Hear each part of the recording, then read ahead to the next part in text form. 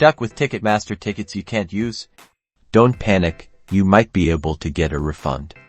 This video will walk you through the exact steps to request your money back. First, head over to the Ticketmaster website and log into your account.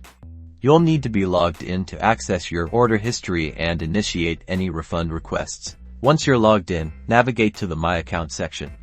Look for a tab labeled My Tickets or Orders. Click on it to view your past and upcoming events. Find the specific event you need a refund for.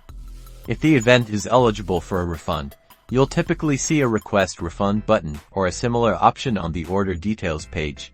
Keep in mind this is not always the case. Clicking the Request Refund button will take you to a refund request form. You'll likely need to select a reason for your refund request from a drop-down menu.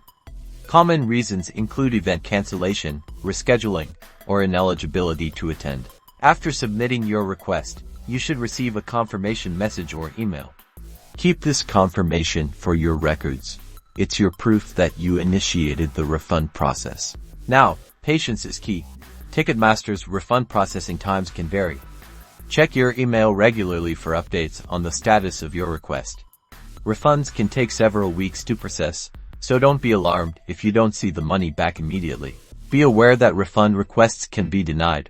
Common reasons include the event not being officially canceled, missing the refund request deadline, or violating Ticketmaster's resale policies. If your refund is denied and you believe it's an error, check Ticketmaster's FAQ or Help Center for more information. You can also try contacting their customer service directly for assistance. Good luck getting your refund.